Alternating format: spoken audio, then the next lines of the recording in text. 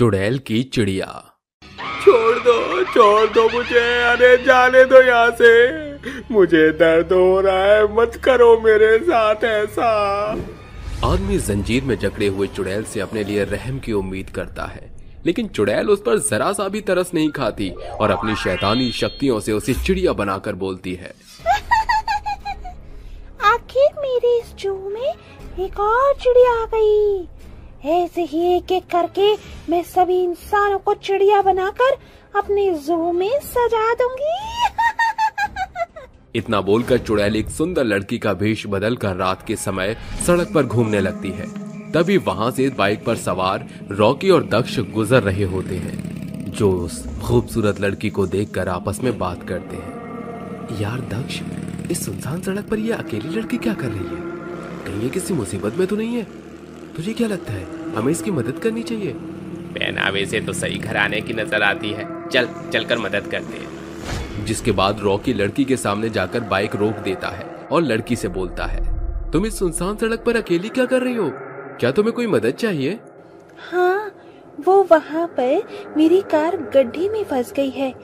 अगर आप लोग मेरी मदद कर देंगे तो आपकी बहुत बहुत मेहरबानी होगी। एक अकेली लड़की की मदद करना तो हमारा फर्ज है, इसमें मेहरबानी कैसी? आप हमें वहाँ ले चलिए ताकि हम आपकी कार जल्दी से गड्ढे से बाहर निकाल सके। जिसके बाद वो दोनों चुड़ैल के पीछे चलने लगते हैं, इस बात से अनजान कि वो अपनी मौत के नजदीक जा रहे हैं।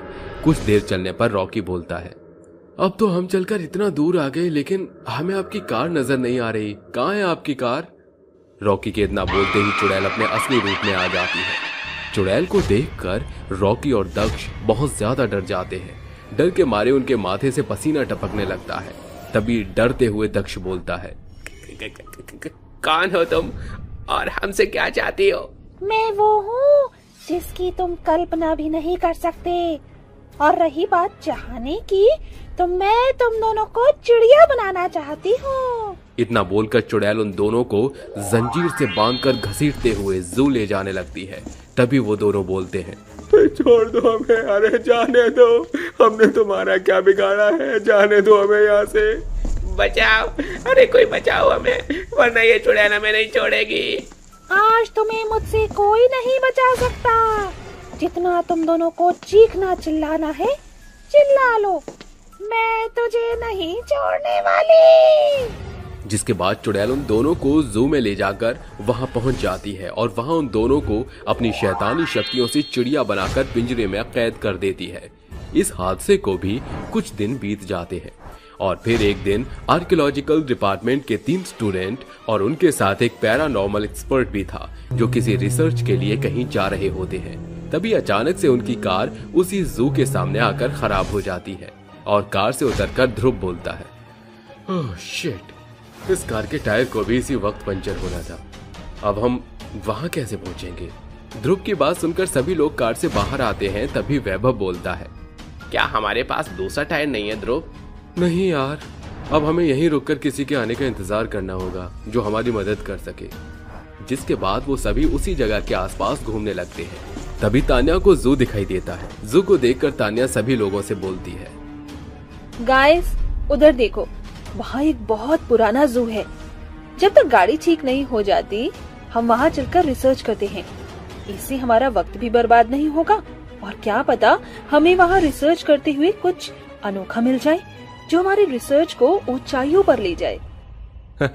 तुम सही कह रही हो, हमें वहाँ चलना चाहिए। जिसके बाद वो सभी जू का दरवाजा खोलकर अंदर घुस जाते हैं और इधर उधर चीजों को छूने लगते हैं। तभी पैरानॉर्मल एक्सपर्ट आर्य बोलता है, तुम लोग यहाँ के सामानों को छूना बंद कर दो, क्योंकि यहाँ मुझे किसी के आत्मा के होने का आभास हो रहा है और वो नहीं चाहती कि तुम यहाँ रखे एक भी सामान को इधर से उधर करो। क्या सर, आप भी ना एक पैरानॉर्मल एक्सपर्ट होकर के आत्मा से डर रहे हैं? मैं डर नहीं रहा हूँ, तुम सभी को सावधान कर रहा हूँ। सर, आत्मा होती होंगी पर वो मेरा कुछ नहीं बिगाड़ सकते, साले मेरे सामने आने से ही डरते हैं। वैभव की बात सुनकर चुड़ैल गुस्से से आग बबूला हो जाती है और अचानक से उनके सामने आकर गुस्से में बोलती है, क्या बोला तूने कि तेरा कुछ नहीं बिगाड़ सकती मैं? अब देख मैं तुझे कैसे चिड़िया बनाती हूँ और फिर इन सबको भी चिड़िया बनाकर यहाँ पिंजरे में कैद कर दूंगी। फिर उसके बाद तुम सभी यहाँ एक साथ मिलकर चीची चीची करते रहना। इतना बोलते ही चुड़ैल वैभव की गर्दन पकड़कर उसे उठा लेती है और अपनी शैतानी शक्तियों से चिड़िया बनाकर पिंजरे में रख देती है। वैभव के साथ ऐसा होता देखकर सभी डर जाते हैं। तभी आर्य चुड़ैल से बोलता है, आखिर क्यों तुम लोगों को पकड़कर चिड़िया बना रही हो? क्या बिगाड़ा है लोगों ने तुम्हारा? क्या चाहती हो तुम हमसे? बताओ मुझे। तुम इंसानों ने मेरा चिड़िया घर मुझसे छीना है, इसीलिए अब मैं तुम इंसानों को चिड़िया बनाकर अपना चिड़िया घर दोबारा से बसाऊंगी। किन इंसानों की बात कर रही हो तुम? और क्या हुआ था तुम्हारे साथ? तुम जानना चाहते हो तो सुनो। ये बात कई साल पहले की है। उस समय ये चिड़ियाघर हर तरह के पक्षियों से भरा हुआ था। यहाँ की ऑनर समीरा इस जू का बहुत अच्छे से ख्याल रखती थी। लेकिन एक दिन उनसे मिलने शहर के सबसे बड़े बिजनेसमैन विजय मल्होत्रा आते हैं। हेलो मिस समीरा, कैसी हैं आप? हेलो विजय मल्होत्रा, मैं ठीक हूँ। और आज आपका हमारे जू में कैसे आना हुआ? वो आपसे एक डील करने आया हूँ। अगर आप इस जू को मुझे बेच देंगी तो इसके बदले मैं आपको बहुत सारे पैसे दूंगा, क्योंकि मुझे यहाँ पर एक बहुत बड़ा कॉम्प्लेक्स बनवाना है। ये बात सुनते ही समीरा को गुस्सा आ जाता है और वो खड़ी होकर जोर से बोलती है, आपको जितना कहना था आपने कहा और मैंने सुना। अब यहाँ से उठिए और सीधा चलते बनिए, रास्ता उधर है। ये आप सही नहीं कर रही हैं समीरा जी। आपने मेरी बेइज्जती की है, इसका मतलब मैं आपसे लेकर रहूंगा। देखिए विजय मल्होत्रा, आपको जो करना है वो कर लीजिए, लेकिन मैं ये जगह आपको नहीं बेचने वाली।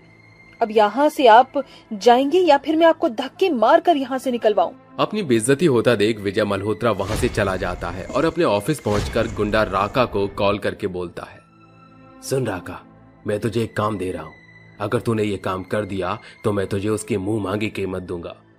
तुझे एक जू को जलाना है और याद रहे, प्लान के मुताबिक पुलिस को ये एक हादसा लगना चाहिए।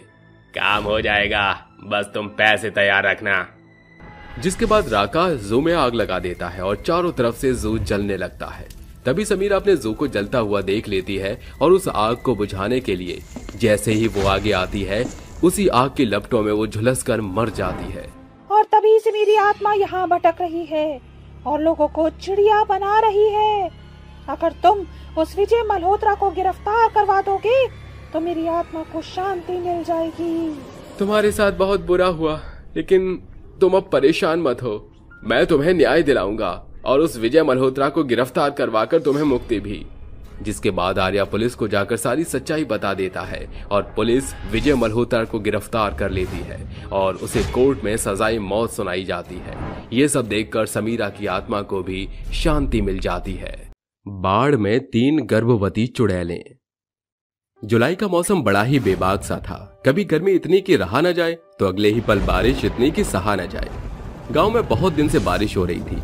आज कम बारिश होने पर 2 औरतें नदी किनारे जब कपड़े धो रही थीं, तो उन्हें नदी में बुलबुले उठते हुए दिखाई देते हैं, जिसकी आवाज तेजी से दोनों को सुनाई देती है। अरे जरा देखना, पानी में से कुछ आवाज आ रही है। चलो चलकर देखते हैं। क्या करेगी देखकर? कोई मछली होगी बड़ी वाली। ये बोलकर दोनों और करीब आती हैं कि पानी में से अचानक 3 डरावनी गर्भवती चुड़ैल निकलती है, जिसे देखकर वो दोनों डर कर चिल्लाती हैं। बचाओ बचाओ, कोई बचाओ, ये कितना भयानक दृश्य है। भला ये पानी में से कैसे चुड़ैल बाहर आ रही हैं? इससे पहले हमारी जान चली जाए, भागो। कहाँ भाग कर जा रही हो तुम दोनों? हमसे बचना मुश्किल ही नहीं, नामुमकिन है। छोड़ो छोड़ दो, हमने कुछ नहीं किया। नहीं बच पाओगे तुम। दोनों भागने की कोशिश करती हैं कि तीनों चुड़ैलें उनके गले में रस्सी डालकर घसीटते हुए पानी में ले जाकर बार बार डुबोती हैं। बिल्कुल नहीं बचोगी। तुम दोनों को भी तो पता चले कि डूब कर मरना क्या होता है। छोड़ दो हमें, छोड़ दो, हमारा गला दब रहा है, हमें जाने दो। हमें क्यों मारना चाहती हो? बदला लेंगे हम तुम गांव वालों से। तुम मतलबी निर्दयी लोगों के लिए हमारे दिल में कोई जगह नहीं है। एक एक को तड़पा तड़पा कर मारेंगे। हा हा हा। ये बोलते ही तीनों चुड़ैल उन्हें डुबाकर नदी में मार डालती हैं। वो दोनों कहाँ गायब हो जाती हैं, किसी को कुछ पता नहीं चलता। कुछ दिन बाद 2 आदमी उस नदी को नाव में बैठकर पार कर रहे थे कि वो तीनों गर्भवती चुड़ैलें कहती हैं, अरे हमारा शिकार हमारी ओर आ रहा है, मार डाले क्या? मारना तो पड़ेगा ही। तो चलो बाढ़ का सैलाब ले आए इनके लिए।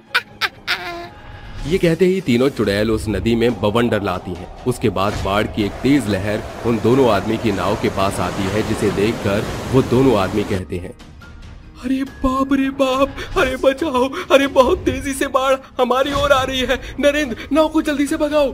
हाँ, भगाता हूँ। दोनों डरकर नाव को तेजी से भगाते ही हैं कि बाढ़ का सैलाब उन्हें ले डूबता है, जिसके बाद उनका कुछ भी पता नहीं चलता। ये देखकर तीनों चुड़ैलें खुश हो जाती हैं। इसी तरह एक एक करके सबको मार डालेंगे, किसी को नहीं छोड़ेंगे। बाढ़ आएगी और सबको बहाकर ले जाएगी। आखिर ये तीनों गर्भवती चुड़ैलें कौन थीं और क्यों लोगों को बाढ़ में मारना चाहती थी, जानने के लिए कहानी में आगे बढ़ते हैं। तीनों गर्भवती चुड़ैलें नदी किनारे आने वाले या नदी को पार करने वाले हर इंसान को उसी में डुबोकर मार देती थीं। गांव में अचानक से लोगों के गायब होने से आसपास के लोग घबरा जाते हैं। तभी केशव और सुजल रोते हुए कहते हैं, अरे कोई तो मेरे बच्चे की माँ को ढूंढ कर लाओ, अरे कोई तो मेरी आशा को ढूंढ कर लाओ, मेरा जीना दुश्वार हो रहा है उसके बिना। हाँ भाई साहब, मेरी भारती भी उसी दिन से गायब है, पता नहीं कपड़े धोने गई थी, कहाँ चली गई। मेरे पति भी कुछ दिनों से नहीं मिल रहे हैं। मुखिया जी, आप कुछ करते क्यों नहीं है? आखिर ये गांव में क्या हो रहा है? देखिए, आप सभी लोग परेशान मत होइए, मैं गांव के लोगों को ढूंढने की कोशिश कर ही रहा हूँ। रात के समय मुखिया को गांव वालों की बातों से नींद नहीं आती है। सुराग ढूंढने के लिए वो नदी किनारे पहुंच जाता है। तभी उसे तीन चुड़ैलों के हंसने की आवाज आती है। मुखिया पेड़ के पीछे छुपकर उनकी बातें सुनता है। आखिर ऐसे 2-4 लोगों को कब तक मारेंगे? मजा तो जब आएगा जब पूरे गांव में बाढ़ का सैलाब आएगा और ये सब के सब उसमें बह जाएंगे। बिल्कुल सही कहा दीदी आपने।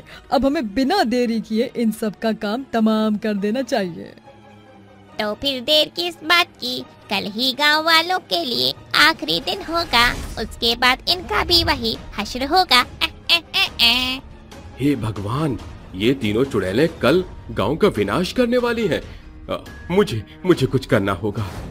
मुखिया सारी बात सुनकर दबे पांव तांत्रिक के पास जाकर उसे चुड़ैल के बारे में सब कुछ बता देता है।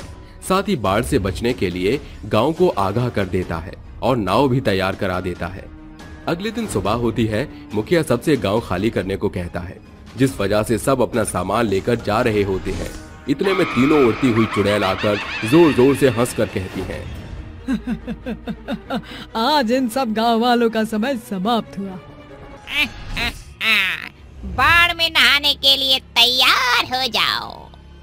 ये कहते ही तीनों चुड़ैलें अपनी शक्ति से नदी के पानी का इतना बड़ा बवंडर बनाती हैं कि वो तेजी से गांव की ओर बाढ़ बनकर आ जाता है। चलते फिरते लोग बाढ़ में बहकर हाहाकार मचाने लगते हैं।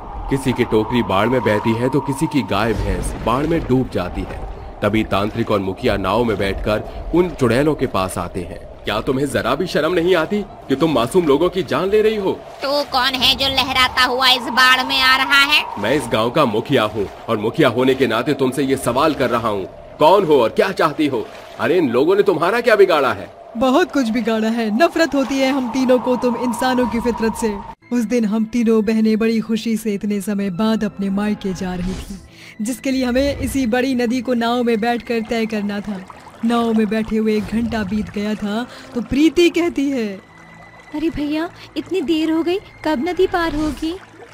जी टाइम लगेगा, आप चिंता मत करो। ठीक है भैया, ध्यान से चलाना। वो क्या है ना, हम तीनों बहनें एक साथ गर्भवती हैं, तो हम अपने मायके जा रही हैं।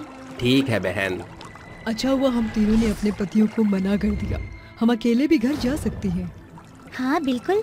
तीनों बैठकर आराम से बातें कर ही रही थी कि अचानक से नदी में एक बहुत बड़ा तूफान के साथ बाढ़ आ जाती है और वो नाव के लोग उसमें समा जाते हैं। वहीं तीनों बहनें भी नाव से बाहर आ जाती हैं।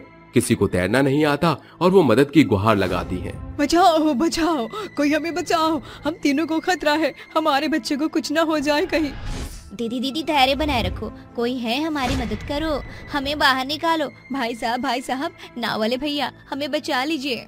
तीनों लोगों से मदद की भीख मांगती हैं, लेकिन बाकी व्यक्ति तो बचकर चले जाते हैं। लेकिन इन तीनों गर्भवती बहनों की कोई मदद नहीं करता और इस तरह तीनों मरने के बाद चुड़ैल बन जाती हैं। इन लोगों ने हमारी मदद नहीं की ना, अब हम इन सबको मार डालेंगे। यही बात अब इनकी मौत का कारण बनेगी। इसीलिए हम सबको मार डालेंगे आज।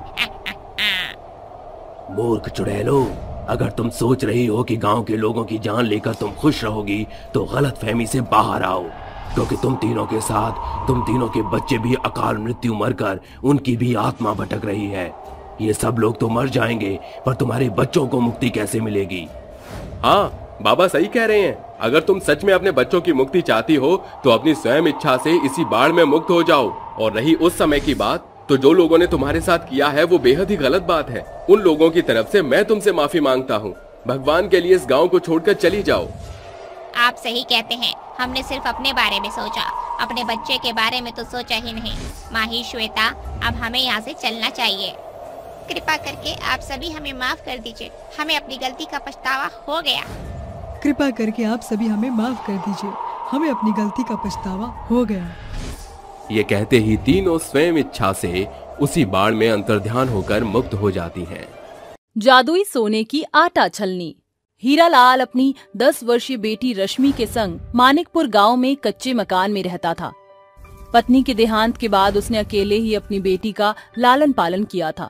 रश्मि अक्सर अपनी माँ को याद करके उसकी छलनी से लिपटकर अकेले में रोया करती थी, जिसे देख हीरालाल कहता है, तेरा अपनी माँ की छलनी के प्रति ये लगाव साफ बयान कर रहा है गुड़िया, कि भले ही मैं खुद को तुझ पर न्योछावर भी कर दूं, लेकिन तेरी माँ की कमी पूरी नहीं कर सकता।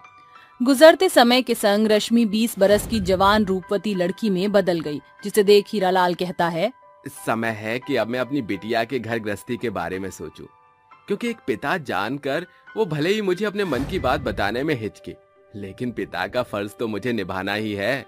हीरालाल अपनी बेटी के विवाह के लिए रिश्ते तलाशने लगता है। एक रोज उसके घर कलावती अपने बेटे दिनेश के संग विवाह का प्रस्ताव लेकर आती है। हीरालाल उनका स्वागत सत्कार करता है। वैसे तो मेरा बेटा सिर्फ मैट्रिक पास है, लेकिन कारखाने की पूरी जिम्मेदारी इसी के पल्ले है। मेरी बेटी मेरे लिए मूंगों से भी ज्यादा कीमती है। अगर आपकी कोई मांग हो तो बेझिझक कह दीजिए, ताकि मैं समय रहते बंदोबस्त कर सकूं। मुझे दहेज का एक तिनका नहीं चाहिए, मैं सिर्फ अपने बलबूते पर आपकी बेटी ब्याह कर ले जाना चाहता हूँ। लोभी कलावती अपने बेटे को वफादार लहजे में बतियाता देख आंखें दिखाकर जोरदार चिकोटी काट कर बीच में कूद पड़ती है। अरे बेटा, अगर उनका कुछ देने का मन है तो दे देना, आखिर राज तो उनकी बिटिया को ही करना है। रश्मि कलावती के लालच भरे मंसूबे को झटपट भांप जाती है, लेकिन दिनेश का लोभ रहित अंदाज उसके दिल में बस जाता है। बड़े ही धूमधाम और हर्षोल्लास के संग दोनों शादी के बंधन में बंध जाते हैं। रश्मि विदाई से पहले अपनी माँ की छलनी को सीने से सटा कर कहती है, माँ, याद है जब मैं 5 बरस की थी तो आप और मैं साथ मिलकर इस छलनी से आटा छानते थे।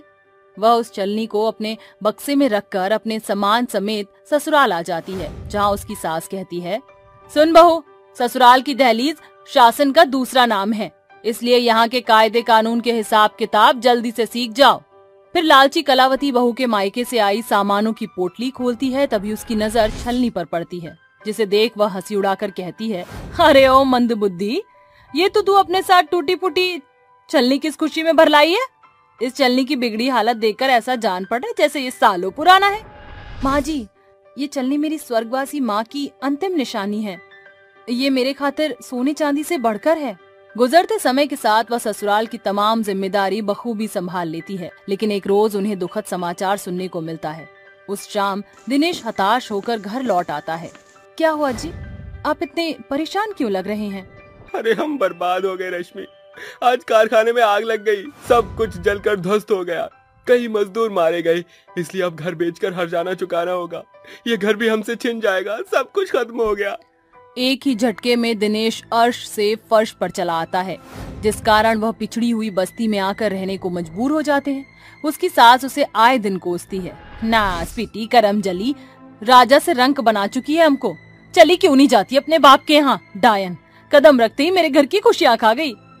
रश्मि रोती बिलखती हुई घड़ा और छलनी उठाकर नदी पर चली जाती है और छलनी को एकटक निहारते हुए बोलती है, तुमसे बात करके माँ की कमी नहीं खलती, मेरी प्यारी छलनी। अचानक उसकी छलनी हाथों से छूटकर नदी में बहने लगती है।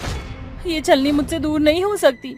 वह जैसे ही पानी में कूदने के लिए आगे बढ़ती है, नदी के बीचों बीच एक शोभायमान वस्त्र धारण किए देवी प्रकट होकर कहती हैं, हे पुत्री, ये तुम क्या नृत्य कर रही हो?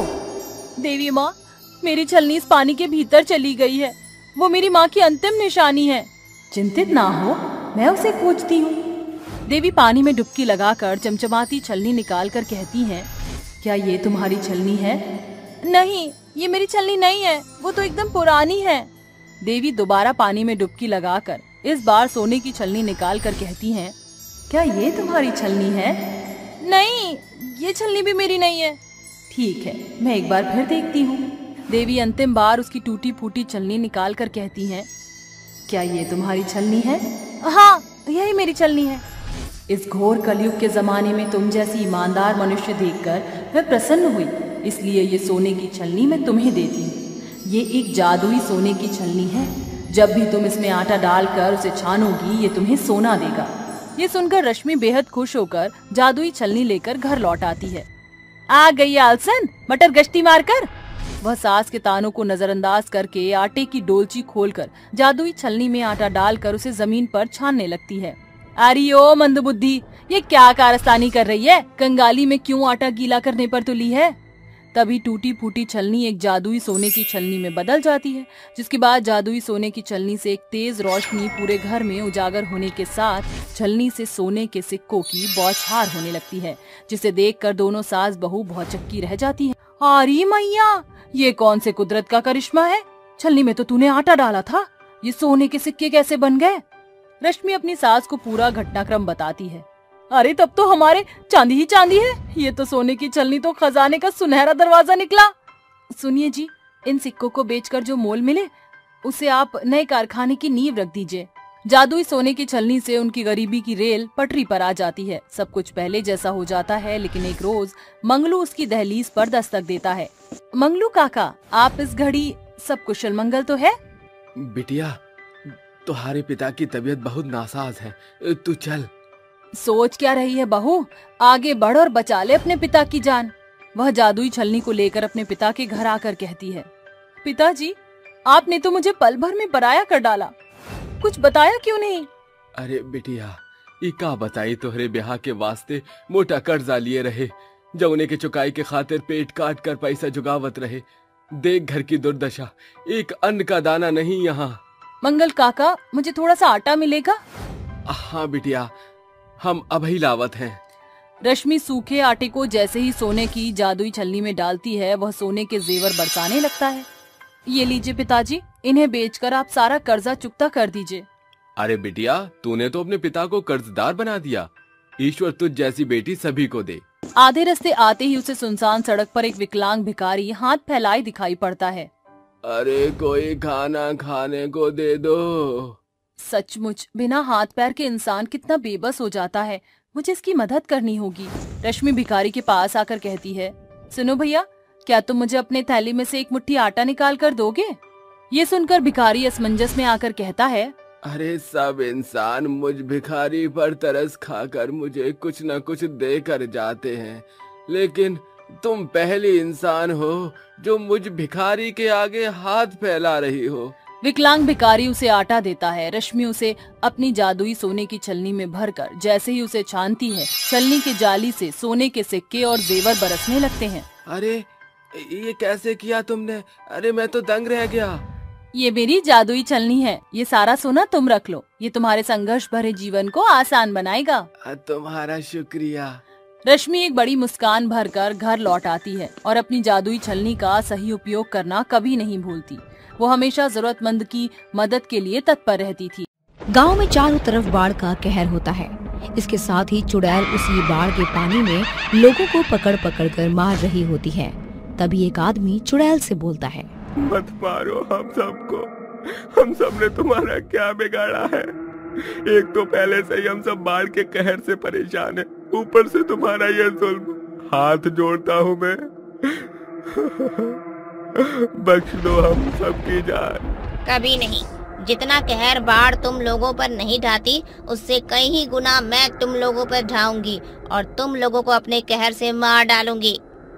इतना बोलते ही चुड़ैल उस आदमी का भी गला तलवार से काट कर उसे मार देती है। आखिर ये चुड़ैल कौन थी और क्यों इस तरह लोगों को मार रही थी, जानने के लिए कहानी में आगे बढ़ते हैं। असम राज्य के सुंदरपुर गांव में लोग चुड़ैल के ऐसे कहर से लड़ रहे थे जिससे बच पाना किसी भी इंसान के लिए नामुमकिन था। ऐसे ही एक बार की बात है, श्रेया अपने दो दोस्तों ऋतिक और करण के साथ उसी सुंदरपुर गांव में घूमने कार में बैठकर जा रही होती है कि तभी ऋतिक बोलता है, मैंने सुना है मानसून के मौसम में ये सुंदरपुर गांव बहुत ही भयानक रूप ले लेता है। चारों तरफ सिर्फ पानी ही पानी नजर आता है। हाँ सही सुना है, इसीलिए तो हम वहाँ जा रहे हैं ताकि उन सभी घटनाओं को अपने कैमरे में कैप्चर कर सकें। तुम और तुम्हारे शौक कहीं एक दिन हमारी जान न ले ले। देखो करण, तुम्हें जो बोलना है मुझे बोलो, लेकिन मेरे शौक के बारे में कुछ बोला ना तो फिर मैं तुमसे कभी बात नहीं करूंगी। तुम्हें डर नहीं लगता श्रेया रिस्क लेने में? यहाँ हर साल बाढ़ आती है और न जाने कितने लोग इसमें डूब कर मर जाते हैं। रिस्क में ही तो मजा है। और वैसे मैं एक बात बता दूं कि मैं जानबूझकर यहाँ आई हूँ क्योंकि मैंने न्यूज़पेपर में पढ़ा था पिछले साल भी यहाँ हजारों लोग बाढ़ की वजह से मारे गए थे। इसीलिए मैं यहाँ फोटोज और वीडियोस बनाने आई हूँ ताकि सरकार यहाँ के लोगों की मदद करे। थोड़ी देर में वो लोग गांव पहुंच जाते हैं। तभी कार से सभी नीचे उतरते हैं और श्रेया बोलती है, यहाँ पहुंचने में तो हमें शाम हो गई और अब थोड़ी देर में रात भी हो जाएगी। चलो होटल में जाकर आराम करते हैं। जिसके बाद वो सभी होटल में जाकर डिनर करते हैं। तभी करण बोलता है, हम लोगों ने डिनर तो कर लिया, चलो अब थोड़ा गांव में घूम लिया जाए। हाँ अच्छा आइडिया है, चलो चलते हैं। जिसके बाद वो तीनों गांव में घूमने के लिए निकल पड़ते हैं। तभी आसमान में बहुत तेज तेज बिजलियां कड़कने लगती हैं और फिर मूसलाधार बारिश शुरू हो जाती है। तभी वहाँ पर अचानक से चुड़ैल प्रकट होती है और भीगती हुई बारिश में बोलती है, जब जब ये बारिश होगी तब तब मैं आऊंगी। अब मेरे इंतजार का वक्त खत्म हुआ और इंतकाम का शुरू। उसी वक्त चुड़ैल की नजर उन तीनों पर पड़ती है और उन्हें देखकर चुड़ैल बोलती है, वाह क्या बात है, सावन शुरू नहीं हुआ कि उसका सौगात मिलना शुरू हो गया। चलो अच्छा ही है। इतना बोलकर चुड़ैल उन तीनों के पास जाती है। चुड़ैल को देखकर वो तीनों बहुत ज्यादा डर जाते हैं और डर के मारे करण वहाँ से भागने लगता है।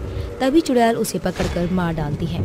करण को मारने के बाद चुड़ैल ऋतिक और श्रेया के नजदीक जाती है और जैसे ही चुड़ैल ऋतिक को मारने ही वाली होती है कि उसी वक्त श्रेया बोलती है, रुको, क्यों मारना चाहती हो तुम? हाँ क्यों मारना चाहती हो तुम हमें? बताओ मुझे। सुनना चाहती है तो सुन। सुंदरपुर गांव में दिव्या अपने पति मोहन और अपनी छोटी बेटी गुनगुन के साथ रहती थी। मोहन गरीब था और मजदूरी करके जितने भी पैसे लाता था उन पैसों से दिव्या घर का खर्च चलाती थी। लेकिन एक दिन काम पर मोहन के पैर पर मशीन गिर जाती है और वो अपाहिज हो जाता है। अपने पति और घर की हालतों को देखकर दिव्या बोलती है, मैं सोच रही हूँ कि मैं काम करना शुरू कर दूं क्योंकि घर में राशन भी खत्म हो गया है। हम तो भूखे रह लेंगे पर हमारी छोटी बेटी गुनगुन कैसे भूखी रहेगी, इसलिए आप मुझे मना मत करिए और काम पर जाने दीजिए। दिव्या, मैं बहुत ही भाग्यशाली हूँ जो मुझे तुम मिली। मैं तुम्हें काम करने से नहीं रोकूंगा।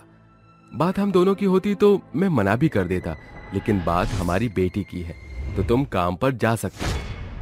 ठीक है जी, फिर मैं काम पर जाती हूँ। आप अपना और गुनगुन का ख्याल रखना। इतना बोलकर दिव्या मजदूरी करने के लिए काम पर निकल जाती है और शाम को घर लौटते समय मजदूरी किए हुए पैसों से राशन खरीद कर घर पहुँचती है। माँ को देखकर गुनगुन बोलती है, माँ सुबह से आप मुझे नहीं दिखी, कहाँ चली गई थी? मुझे बहुत जोरों की भूख लगी है, कुछ खिला दो। मैं राशन लेने गई थी। भूख लगी ना तुम्हें? रुको, मैं अभी झट से खाना बनाती हूँ, फिर उसके बाद तुम्हें अपने हाथों से खिलाऊंगी।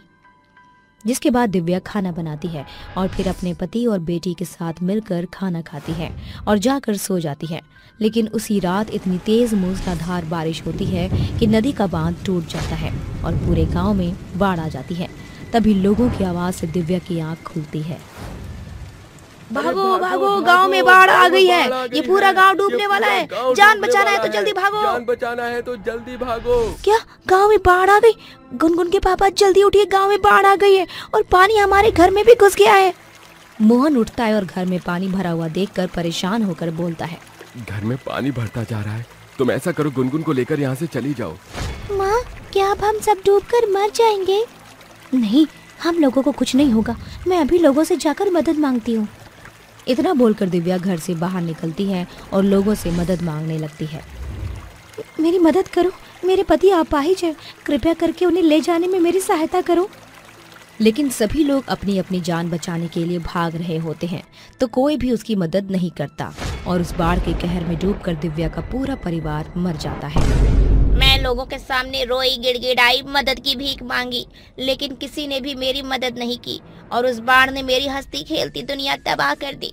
जिसके बाद मैंने कसम खाई कि मैं इस गांव के एक भी शख्स को जिंदा नहीं छोड़ूंगी, क्योंकि किसी ने भी मेरी मदद नहीं की और तभी से मैं लोगों को बाढ़ में मार रही हूँ। बदले की भावना में आकर तुम्हारा लोगों को इस तरह मारना गलत है, क्योंकि इस बाढ़ में और भी लोगों की जान गई थी। जिस तरह तुम अपने परिवार की जान बचाना चाहती थी, वैसे ही वो लोग भी अपने परिवार की जान बचा रहे थे। श्रेया की बात सुनकर चुड़ैल गुस्से से तिलमिला उठती है और बोलती है, अगर लोग मदद करना चाहते तो कर सकते थे, लेकिन उन्होंने हमारी मदद नहीं की और हमें यूं ही मरने के लिए छोड़ दिया। इतना बोलते ही चुड़ैल ऋतिक को मार डालती है। तभी धीरे धीरे नदी का पानी गांव में घुसने लग जाता है और पूरे गांव में बाढ़ आ जाती है। ये देख चुड़ैल खिलखिलाकर हंसते हुए बोलती है, अब इस गांव में कोई नहीं बचेगा और उनके साथ ही तेरा किस्सा भी यही खत्म हो जाएगा। इतना बोलते ही चुड़ैल श्रेया के साथ साथ उन सभी गांव वालों को बाढ़ में मार डालती है।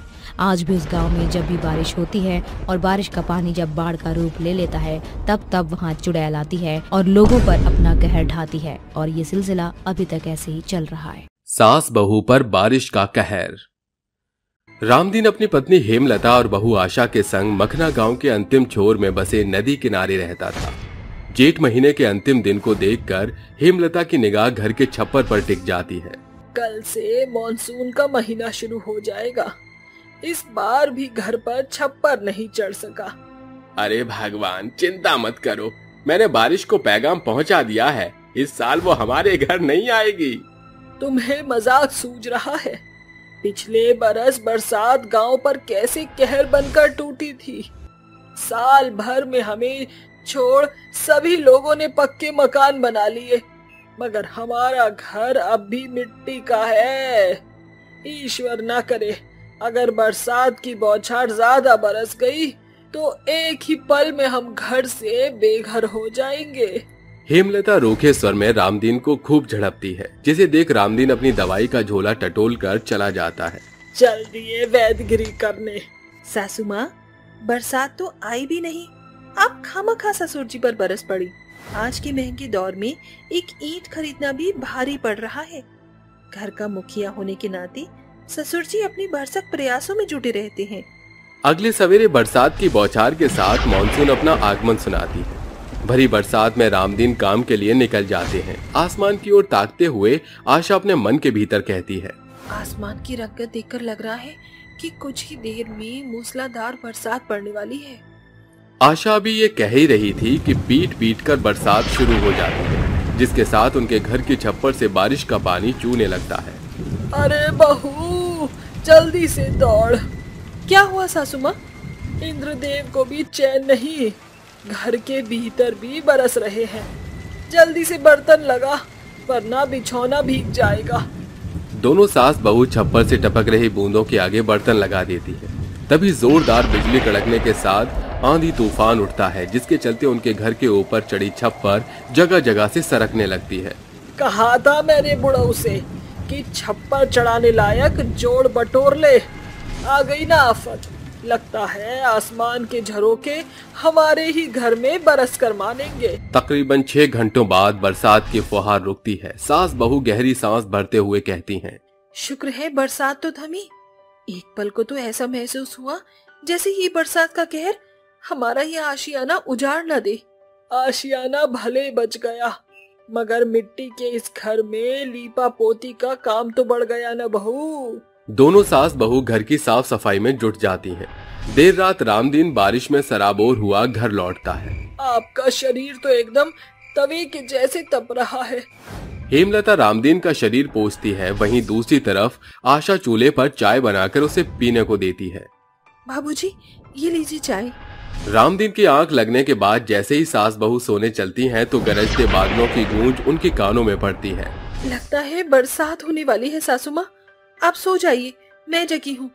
तू जाकर सो जा बहू, वैसे भी मेरी आंखों में नींद नहीं है। दोनों ही बाहर से सोने की मनाही दर्शाते हुए अपने दिल के भीतर उस खौफ को दबाए बैठी थी कि ये बरसात कि उनके घर पर कहर बनकर न टूट पड़े। आधी रात पूरे मखना गांव में बारिश होने लगती है। एक भी बूंद इनकी आंखों पर पड़ गई तो ये झट से उठ जाएंगे।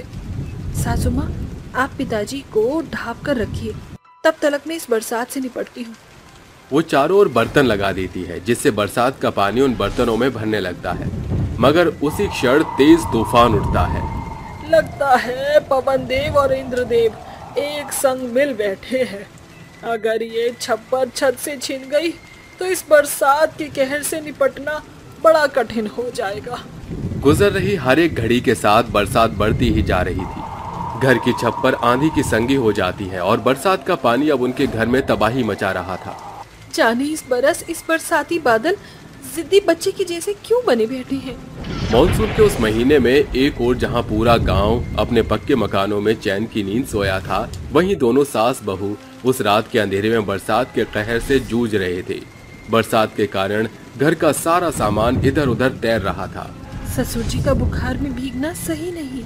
आशा बरसात में भीगते हुए सभी के घरों का दरवाजा खटखटाती है, मगर कोई भी दरवाजा नहीं खोलता।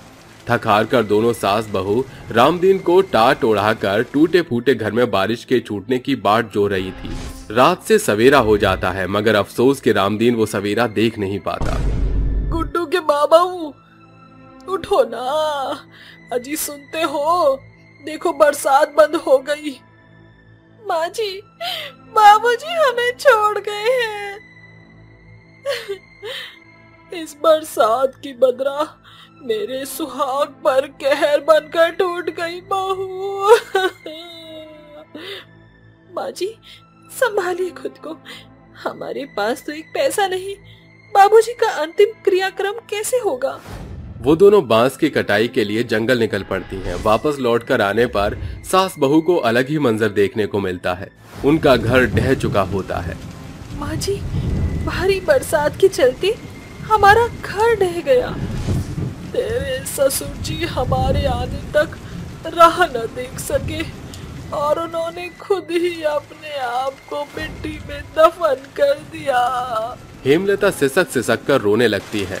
बरसात अपने उफान पर थी। बादल के गड़गड़ाहट के साथ जोर शोर से बिजली कड़कने लगी थी। इस बरसात ने सासू माँ को झकझोर कर रख दिया है। तकरीबन 3 दिन गुजरने को थे, मगर बरसात छूटने का नाम नहीं ले रही थी। भूख से दोनों सास बहू बिलबिला उठी थी। भूख के मारे जान जा रही है। पिछले 3 दिन से माँ जी के पेट में एक भी अन्न का दाना नहीं गया। क्या करूं मैं? अचानक गहरी कमजोरी के चलते हेमलता की आंखों के आगे बेहोशी का मंजर आ जाता है। माँ जी, उठिए उठिए माँ जी, हम इस बरसात के आगे घुटने नहीं टेक सकते माँ जी। आशा हिम्मत बांधकर अपनी सास को पीठ पर लादकर बरसात को पार करते हुए फुलवा के पास आती है। फुलवा मौसी, बरसात के कहर के चलते हमने अपना घर बार सब खो दिया। बरसात के छूटने तक हमें पनाह दे दीजिए। अरे, मेरा घर कोई आश्रम थोड़ी ही है कि मैं तुम सास बहू का बेड़ा उठाऊं। चलो भागो यहाँ से, हम तो खुद ही इस बरसात में बेरोजगारी का शिकार हुए पड़े हैं। आशा को इस बात की खबर न थी कि बरसात का पानी में तैर रहे जोंक उसके पैरों को जकड़ चुके हैं। वो अपनी सास को लेकर गांव के जमींदार मंगेश के आगे हाथ फैलाती है। भाई जी, बरसात छूटने तक इस दहलीज पर पड़े रहने की इजाजत दे दो। सर छुपाने की जगह नहीं है हमारे पास और पैसे भी नहीं है। आशा और उसकी सास की बरसात में हुई दुर्दशा को देखकर मक्कार मंगेश उन पे तरस खाता है और कहता है, अरे, कई एकड़ खेत की फसल बरसात में डूब रही है। अगर चाहो तो उसकी कटाई करके बटोर लो पैसे। सासू माँ का पेट भरने के लिए मैं हर बरसात का पड़ाव पार कर जाऊंगी। आशा भरी बरसात में खेत पर आती है, जहाँ खेत में लबालब पानी भरा होता है। वो बिना अपनी परवाह के बारिश में भीगती हुई फसल को खेत से अलग करती है। सांझ होने पर वो खेत से बाहर कदम रखती है। बरसात के कीचड़ और मैले पानी के चलते उसके हाथ पांव में सड़न पैदा हो चुकी थी। मंगेश उसे पैसे देता है, तभी हेमलता को होश आता है। माँ जी, आपको होश आ गया। ये देखिए माँ जी, हमारे पास पैसे हैं, इससे हम अपना पुख्ता इंतजाम कर लेंगे। मगर ये पैसे कैसे आए? आशा अपनी सास को सारा किस्सा सुनाती है, जिसे सुन उसकी आंखें बरस पड़ती हैं। बहू, एक मजबूरी के लिए तूने इतना भारी जोखिम सहा। माँ जी, इस बार की बरसात ने बड़े दुख सहना सिखा दिया है। अब चलिए यहाँ से। बरसात छूटते ही दोनों सास ईंट का एक छोटा पक्का कमरा बनाती है, जिससे आने वाले साल में उनके सिर ढकने का पुख्ता बंदोबस्त हो जाता है। अंत में बरसात का कहर भी पूरे 1 बरस के लिए थम जाता है।